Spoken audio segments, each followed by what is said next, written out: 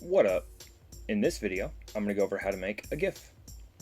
So you come up here to the Export tab, come to the left side, scroll down a little bit. You've got GIF output right here.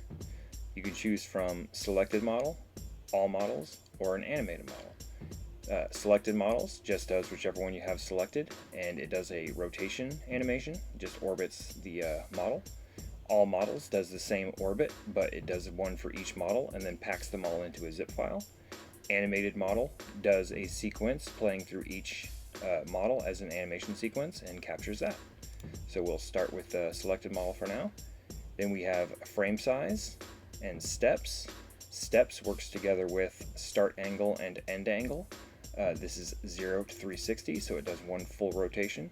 And this is how many steps it takes to get around that full rotation. And then we have the duration in seconds, the max colors, dithering, either enabled or disabled. You've got your loop method, loop or play once. You've got your model shading, same 3 color or lighting choices as usual. Then you've got your direction, clockwise or counterclockwise. Then your motion, standard or ping pong.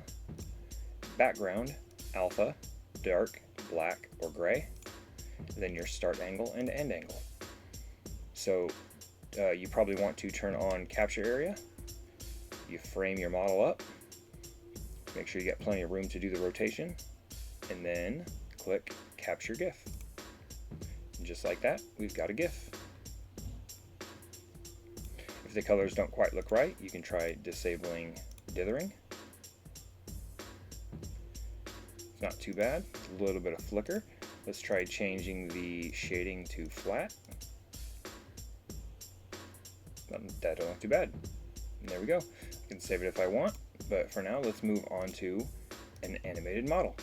When you choose that, it disables some of these settings that don't apply.